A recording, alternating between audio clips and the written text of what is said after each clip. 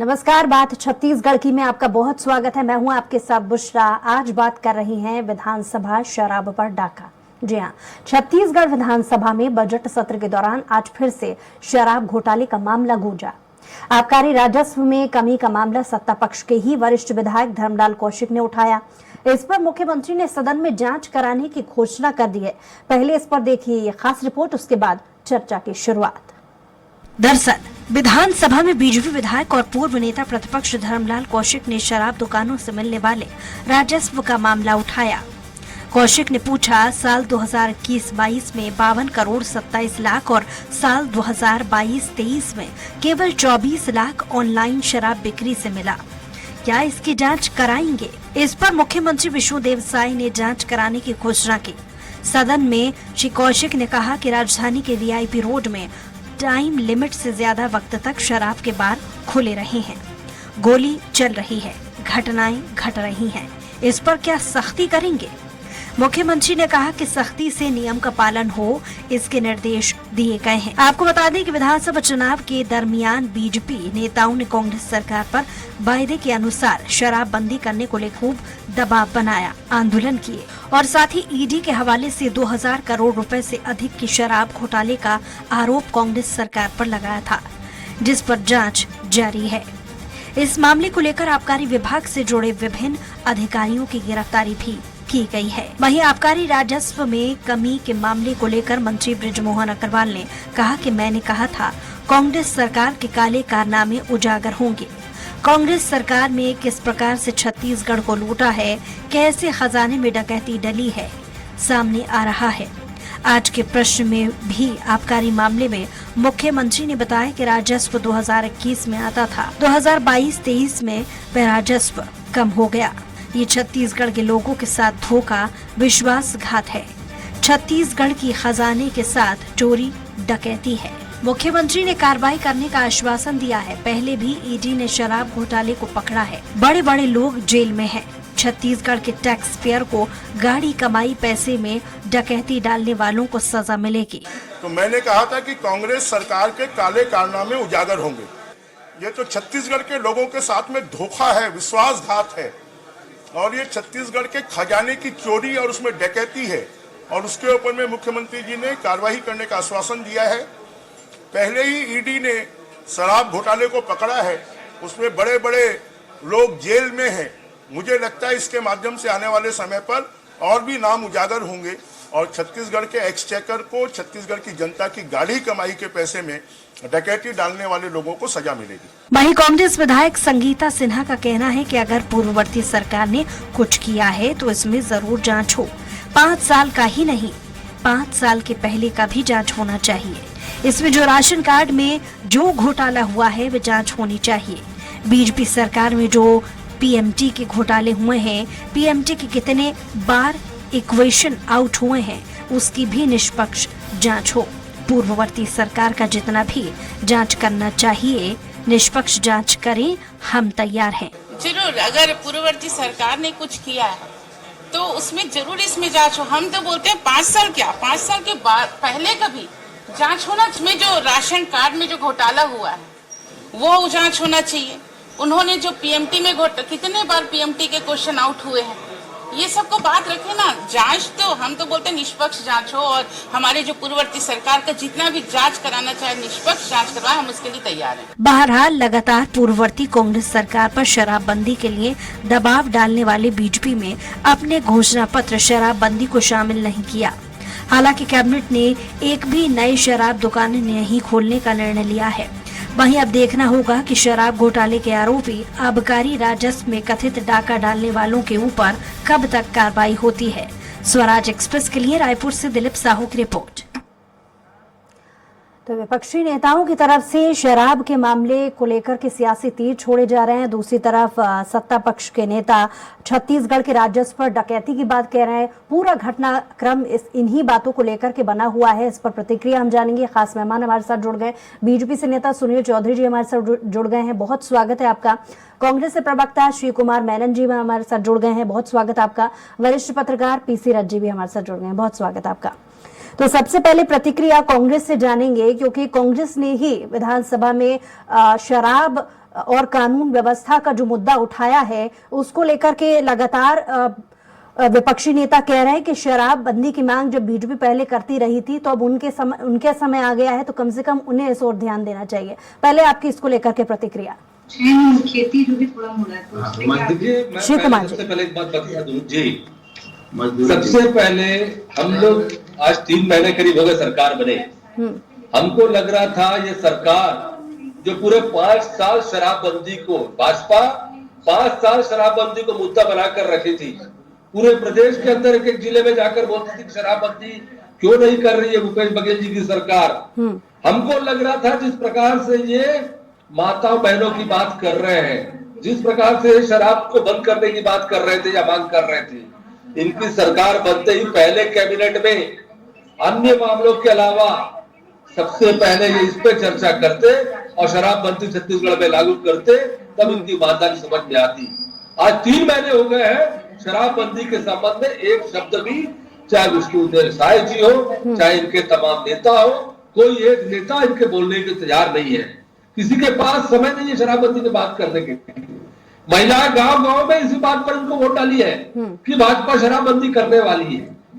आज क्या कारण है कि शराबबंदी न करके ये आज इनके खुद के मंत्री रहे हुए नंदकीराम कंवर जी हो, तमाम अन्य पुराने नेता हो, हर कोई बोल रहे शराबबंदी। पिछले दिनों हमारे वो भी आए थे, धीरेन्द्र ब्रह्मचारी जी भी आए थे, वो भी यहाँ बोल के गए हैं शराबबंदी की बात की है, मांग की है, क्यों नहीं कर पा रहे ये घोषणा। ये तमाम बड़े बड़े मामलों के अपने श्रेय लेने का प्रयास करते हैं और पूरे 5 साल का दुर्भाग्य की बात है, 5 साल सिर्फ इसी बात पर राजनीति किया इन्होंने। हर गली गली में जाकर महिलाओं के पास जाकर शराबबंदी के बारे में बात की, कांग्रेस के बारे में बात की। आज क्यों नहीं शराबबंदी की बात कर रहे हैं, क्यों नहीं घोषणा कर रहे हैं? ठीक है, सुनील जी से इसका जवाब ले लेते हैं। सुनील जी, शिव कुमार जी को तो आपने सुना ही होगा, लेकिन इसमें ये बात और जोड़ दीजिएगा। इन्हीं के नेता धर्मलाल कौशिक जी भी ये सवाल पूछ रहे थे विधानसभा में कि 2022-23 में केवल 24 लाख ऑनलाइन शराब बिक्री से जो राजस्व मिला था, क्या इसकी भी जांच कराएंगे? क्योंकि जांच को लेकर के पहले जब सत्ता में नहीं थी बीजेपी, तब बहुत ज्यादा सवाल उठाती थी। अब तो उनकी सत्ता है, तो कम से कम जांच उन्हें अब करा लेनी चाहिए। सुनील जी। जी राम राम, जय जोहार, जय छत्तीसगढ़। देखिए, आज विधानसभा में जो चर्चा आई है उसको लेकर के आज हम यहाँ पर बैठे हैं। ऑनलाइन शराब की बिक्री का जो आंकड़ा विधानसभा में आया, 2021 और 22 में 52 करोड़ 27 लाख रुपए की ऑनलाइन शराब की बिक्री हुई और 22 और 23 में मात्र 24 लाख रुपए की ऑनलाइन शराब की बिक्री हुई। इसको माननीय धर्मलाल कौशिक जी हमारे वरिष्ठ नेता हैं, उन्होंने ध्यान दिलाया है। तो मैं इनसे पूछना चाहता हूं, कांग्रेस के लोग बताए कि ये 21 और 22 का कोरोना का काल था, ये दवाई तो नहीं पहुंचा पाए, लेकिन घर घर शराब पहुंचा दिए। और उसके बाद जो अंतर आया, ये इनके भ्रष्टाचार की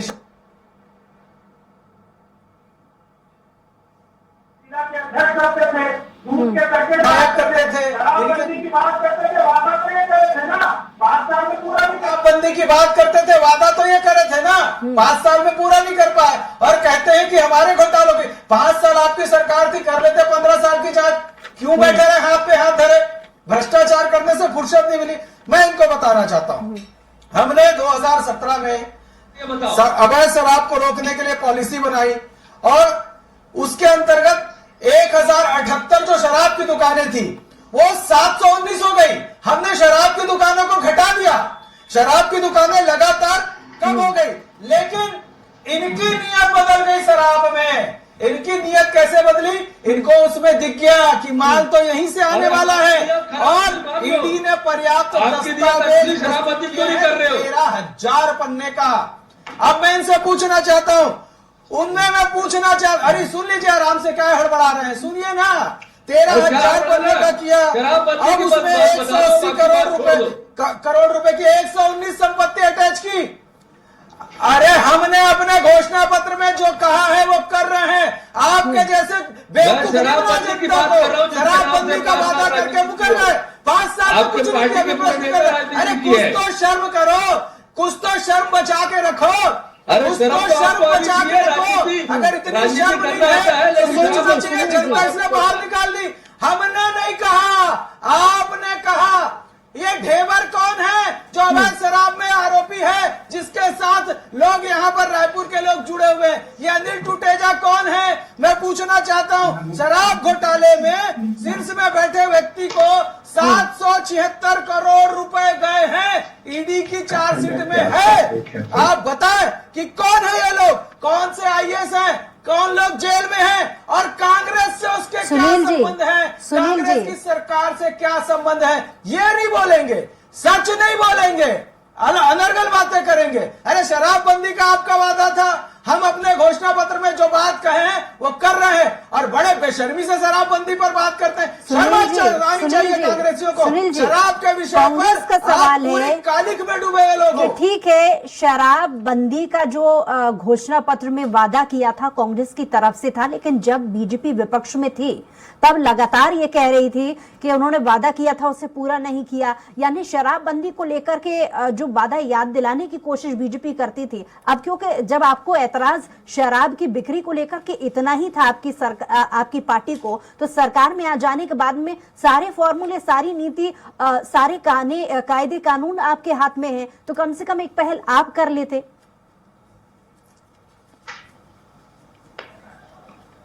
देखिए, मैं स्पष्ट रूप से बताना चाहता हूं, इनके घोषणा पत्र में शराबबंदी का प्रावधान था। पूरे प्रदेश में ये घूम करके जो है बोलते रहे कि हम शराबबंदी करेंगे, शराबबंदी करेंगे। उसके बाद हमने तो ऐसी, बहुत समय हो गया, मुझे बाकी मेहमानों से भी रिएक्शन जानने हैं। पीसी रथ जी, छत्तीसगढ़ की विधानसभा में एक तरफ सत्ता पक्ष राजस्व का मामला उठा रही है, दूसरी तरफ विपक्ष के नेता शराबबंदी का मुद्दा एक बार फिर से दोहरा रहे हैं। तो जिस तरीके से आरोप प्रत्यारोप का दौर बना हुआ है, इसका सीधा फायदा या नुकसान लोकसभा चुनाव में किन पार्टियों को मिलता हुआ नजर आ रहा है? यानी जो मुद्दा बनाने की, भुनाने की और जनता तक मैसेज पहुंचाने की कोशिश है, वो किस हद तक किस पार्टी के हक में जाती नजर आ रही है? जी बुशरा जी, ये मामला बहुत महत्वपूर्ण है कि शराब को लेकर के दोनों राजनीतिक दल लगातार आरोप प्रत्यारोप में लगे रहते हैं, लेकिन मूल रूप से जमीनी स्तर पर शराब को बंद करने में या शराब के विक्रय को हतोत्साहित करने में कोई भी गंभीर नजर नहीं आता है। इसे एक राजनीतिक मुद्दा बना करके एक सरकार की आय के लिए एक बहुत महत्वपूर्ण स्रोत के रूप में राजनीतिक दल देखते हैं, ऐसा महसूस होता है जनता की ओर से देखा जाए तो। क्योंकि शराब की दुकानें छत्तीसगढ़ जब बना था तब जितनी कम थी, उसके बाद धीरे धीरे करके शराब का कंजम्पशन जो बढ़ा है, उससे ये साफ समझ में आ रहा है कि सरकार इसको रेवेन्यू का महत्वपूर्ण स्रोत मान रही है और किसी भी तरह से उसको छोड़ना नहीं चाह रही है। दोनों सरकारें सिर्फ एक राजनीतिक नुरा कुश्ती की तरह शराब के मुद्दे को इस्तेमाल करती हैं। छत्तीसगढ़ की जो जनता है, उसमें जो आदिवासी क्षेत्र की जनता है, उसकी एक शराब को लेकर के एक परंपरागत आदतें, परंपरागत रीति रिवाज में शामिल है शराब, इसलिए वो वहां तक के कहा जा सकता है कि आदिवासी क्षेत्रों में शराबबंदी करना मुश्किल है। लेकिन बाकी मैदानी इलाकों में जो मजदूरों का परिवार तबाह हो जाते हैं शराब के चक्कर में, तो उसको निश्चित रूप से नियंत्रित करने के लिए किया जाना चाहिए। छत्तीसगढ़ की तरह छोटा राज्य केरल भी है, वहां पर भी सरकारी तौर पे शराब की दुकानें हैं, लेकिन शराब का कंजम्पशन उस स्तर पे नहीं है जितना छत्तीसगढ़ का है। छत्तीसगढ़ इस मामले में, शराब की खपत के मामले में देश में शीर्षस्थ स्थान में रहता है। प्रति व्यक्ति शराब की खपत के मामले में पहले 2-3 राज्यों में से छत्तीसगढ़ की गिनती होती है। ये स्थिति हम लोगों के लिए शर्म की बात होनी चाहिए। शराब से रेवेन्यू कमाना किसी अच्छी सरकार का कम से कम वो नहीं होना चाहिए, उद्देश्य नहीं होना चाहिए। हमें दूसरे औद्योगिक विकास के जरिए और खेती के विकास के जरिए हमको रेवेन्यू के बारे में सोचना चाहिए, तो वो प्राथमिकता होनी चाहिए। लेकिन दुख की बात है कि दोनों दल इसे सिर्फ एक राजनीतिक कदम के रूप में देखते हैं। शराब की दुकान को लेकर ज्यादा गंभीर जो है वो भाजपा भी नजर नहीं आ रही है। नहीं तो केवल वो नियत शराब की दुकानों की संख्या सीमित रखने की बात नहीं करते, बल्कि ये बात होती कि हम प्रति वर्ष कम से कम 10% शराब की दुकानें कम करते जाएंगे या 20% कम करते जाएंगे। ये एक नजरिया होता कि धीरे धीरे शराब को कम किया जाएगा। कांग्रेस ने तो वायदा पूरा नहीं किया, लेकिन यानी दोनों ही पार्टियों की तरफ से नजरिया बनाने की कोशिश है। दोनों ही पार्टी इसे राजनीतिक मुद्दा बनाना चाह रही है। श्री कुमार जी, आपसे जानना चाहूंगी, मैं चाहूंगी कि ब्रिज मोहन अग्रवाल जी ने विधानसभा के बाद जो एक स्टेटमेंट दी है उसे भी थोड़ा फ्रेम करके अपना जवाब दीजिएगा कि ईडी ने शराब घोटाले को पकड़ा है, बड़े बड़े लोग जेल में हैं, टैक्स पेयर को गाड़ी कमाई पैसे के डकैती डालने वालों को सजा मिलेगी, यानी कि सीधे तौर पर यहाँ पर इशारा है कि 5 साल में खूब भ्रष्टाचार कांग्रेस ने किया है, अब कार्रवाई के लिए तैयार रहिए। निश्चित रूप से जिसने अपराध किया है उसके ऊपर कार्रवाई होनी चाहिए, कहीं कोई उसमें संशय नहीं है, ना हमको कहीं किसी उसमें प्रतिरोध है। सवाल है ईडी की कार्रवाई का। ईडी की कार्रवाई कितनी पारदर्शी है, कितना सही है, क्या सिर्फ विपक्ष के लोगों के ऊपर ईडी कार्रवाई करती है, ये बात ब्रिज मोहन जी को बतानी चाहिए। आज तमाम प्रदेशों के अंदर में कल भी जहां पर हमारी महाराष्ट्र की बात कर रहे थे, वहां पर अजीत पवार से लेकर तमाम बुजुर्ग नेता ऐसे लोग हैं, प्रफुल्ल पटेल, जिनके ऊपर ईडी की कार्रवाई चल रही है। ये आज भाजपा के साथ है। वहीं की बात नहीं करूंगा मैं बिहार की बात करूंगा, चाहे वो यूपी की बात करेंगे, दिल्ली के अंदर बात, जो नेता बीजेपी कितना भी टेंटेड हो, भाजपा में अगर चला जाता है तो वॉशिंग मशीन के जैसे धुल जाता है, वहां उसके अपराध पूरे छुप जाते हैं। ईडी उनके ऊपर कोई कार्रवाई नहीं करती है। रही बात ब्रिजमोहन जी ने एक बात और की अपराध के बारे में, पिछले 3 महीने से ये सरकार आई है, अचानक बढ़ोतरी हो गई है, खुलेआम लोगों को मारा जा रहा है, होटलों के अंदर में गोलीबारी हो रही है। और कौन लोग हैं? इन्हीं के पार्टी से जुड़े हुए लोग हैं, इन्हीं के समर्थक और इनसे सिंपैथाइजर लोग हैं। इनके नाम आए, इनके नेताओं के साथ इनकी फोटो छपती है फेसबुक में और बाकी अन्य माध्यमों पे, आप देखिए सोशल मीडिया में इन्हीं लोगों की फोटो लगती है। जहां तक बात मैं फिर वापस लाऊंगा शराबबंदी के, इसलिए कि जिस पार्टी ने 5 साल पूरा उसी बात को लेकर राजनीति किया कि महिला के पास जाकर बोला शराबबंदी आप चाहते हो कि नहीं, अगर चाहते हो तो कांग्रेस सरकार हटाओ, वो पार्टी आज आने के बाद वापस बीमारी में उतर गई है, शराबबंदी के बारे में बात करना छोड़ दी है। जबकि ये लोग बात करते, इनके नेता बात करते थे कि पहले कैबिनेट में पास करेंगे, और आज तक अभी तक कम से कम 4 से 5 कैबिनेट की मीटिंग हो चुकी है, अभी तक कोई चर्चा उसके संबंध में नहीं कर रहे, बल्कि रास्ता खोजा जा रहा है। और ये जो नीति आई है, ये नीति जो सरकार के समय में, ऐसा कहां पर हमने कहा है, जो है कहां पर भाजपा के कहां पर लिखा हुआ शराबबंदी बता दे, पहले कैबिनेट में पारित करेंगे बता दे, कहां लिखा है कोई? पहले आपके पास कोई रास्ता है क्या? झूठे मनगढ़ंत आरोप समझिए सुनील जी, पूछने वाली थी, कहीं लिखा है तो बता दीजिए। शिव कुमार जी एक बार फिर से वही बात को दोहरा रहे हैं, पूरी जो उनकी बातों का लबोलुआब निकल रहा है वो यही अपने जवाब में दोबारा से वही बात कह रहे हैं सुनील जी, कि जब विपक्ष में बीजेपी बैठी हुई थी तब क्या जनता के हित की बातें अलग हुआ करती थी, और सत्ता में आने के बाद जनता के हित की बातें अलग हो जाती हैं, कि जब भले ही घोषणा पत्र में बीजेपी ने शराबबंदी का मुद्दा नहीं लिया था, लेकिन इसको लेकर के आंदोलन तो तेज लगातार कर रही थी। जब शराब की बिक्री खुलेआम पहले बीजेपी के लिए बुराई थी, तो सत्ता में आने के बाद क्या बुराई नहीं है? और क्योंकि थोड़ी देर पहले आपने जांच को लेकर के भी कहा था, तो एक स्टेटमेंट और मैं जिक्र कर देती हूँ, इनकी विधायक संगीता सिन्हा जी इसको लेकर के विधानसभा के बाद में ये स्टेटमेंट देती हैं कि जब जांच की बात का हवाला बीजेपी दे ही रही है तो 5 साल छोड़िए, उसके पहले की भी जांच कराइए। जी जी जी, बहुत बढ़िया आपने पूछा। देखिए मैं क्रमवार जवाब देता हूँ। पहले तो ईडी के मामले पर ये कांग्रेस के लोग जो है वो न्यायाधीश बन जाते हैं, इनको किसी भी संवैधानिक संस्थाओं पर विश्वास भरोसा तो है नहीं, ये न्यायाधीश बनकर के अपना कहने लगते हैं कि ऐसा है ऐसा है ऐसा है। अरे भैया, कानून का काम न्यायालय का काम न्यायालय को करने दो, आपके बस की बात नहीं है ना मेरे बस की बात नहीं है, वो न्यायालय में विचाराधीन मामला, उस पर आप टिप्पणी करोगे, अभी ईडी के सामने बैंड बाजे बजाओगे, जाके डीजे बजाओगे, ये आपको लोकतांत्रिक प्रक्रिया पर संवैधानिक संस्थाओं पर भरोसा नहीं है। पहला। अब आप बोल रहे हैं कि अपराध बढ़ गया, अरे अपराधी कोई भी हो, किसी भी दल में काम करता हो, किसी भी जाति संप्रदाय का हो, मुंडन करके घुमाया ना शहर में, उनके खिलाफ कड़ी कार्रवाई की ना, जो लोग अपराध कर रहे हैं उनके घर में बुलडोजर चलाए ना, तो ये भाजपा की सरकार है, भाजपा की सरकार में कानून का राज होगा, चाहे कोई भी अपराधी को बख्शा नहीं जाएगा, कोई भी अपराधी को बख्शा नहीं जाएगा, चाहे किसी दल में काम करता हो, किसी संगठन का हो। अपराध कि कोई नहीं अपराधी होता है। अपराधी का कुछ नहीं होता, वो केवल अपराधी होता है, उसको बख्शेंगे नहीं। अधिकार बड़ी से बड़ी कार्रवाई करेंगे। अपने अंदर शराब से मेरी रिएक्शन चाहूंगी। तीसरथ जी, आपने बहुत अच्छा यहाँ पर जिक्र किया था। आपने कहा कि दोनों ही पार्टियां शराबबंदी का मामला हो या फिर राजस्व का मामला हो, इसे राजनीतिक मुद्दा बनाने की दिशा में आगे बढ़ रही हैं। लेकिन जैसा कि मैंने स्टेटमेंट का भी जिक्र किया संगीता सिन्हा जी का, उन्होंने जांच को लेकर के कहा है कि 5 साल नहीं, 5 साल के पहले भी जांच होनी चाहिए। इस पूरे स्टेटमेंट को थोड़ा कोट करके अपनी प्रतिक्रिया दीजिएगा। तीसरथ जी, निश्चित रूप से संगीता सिन्हा जी जो हैं वो सारी परिस्थितियों को समझती हैं जी बुशरा जी। तो उनको उनके द्वारा ये कहा जाना जो है कि 5 साल के पहले की भी जांच की जानी चाहिए, वो उनका अपना एक कांग्रेस के विधायक के रूप में स्टेटमेंट हो सकता है। लेकिन 5 साल के पहले की जांच करने की जिम्मेदारी कांग्रेस की सरकार की थी। कांग्रेस की सरकार 5 साल तक के क्यों उन मुद्दों पे ठीक से जांच करके उसको नियति तक के समाधान तक नहीं पहुंचा पाई, ये प्रश्न तो अपने आप उठेगा ना कि कांग्रेस की सरकार ने अगर उसके पहले जो चाहे वो ये पीडीएस सिस्टम पे भ्रष्टाचार के आरोप थे, चाहे वो शराब पे भ्रष्टाचार के आरोप थे, उसकी जांच करनी चाहिए थी।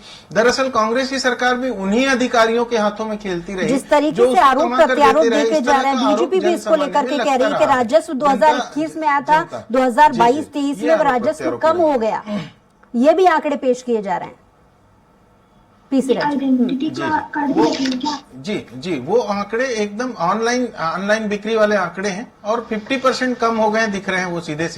तो इसका मतलब एक ये भी है कि कोरोना के बाद जो स्थितियां थी उसमें शराब की ऑनलाइन बिक्री लगातार एकदम से बढ़ी थी, और उसके बाद वाले वर्षों में जब दुकानें ज्यादा समय खुलने लगी तो शायद ये ऑनलाइन वाला बिक्री कम हो गई और सीधे जो डिलीवरी होने लगी, जिसको लेकर के आरोप भी लगते रहे कि क्या शराब को लेकर के बड़े लंबे चौड़े भ्रष्टाचार की स्थितियां हुई है, जिसके कारण शराब की रेवेन्यू ऑनलाइन वाली कम हुई है और डायरेक्ट जो फिजिकल सेल जो हुआ होगा वो बढ़ गया होगा, क्योंकि ये आंकड़े ही बता रहे हैं इस चीज को।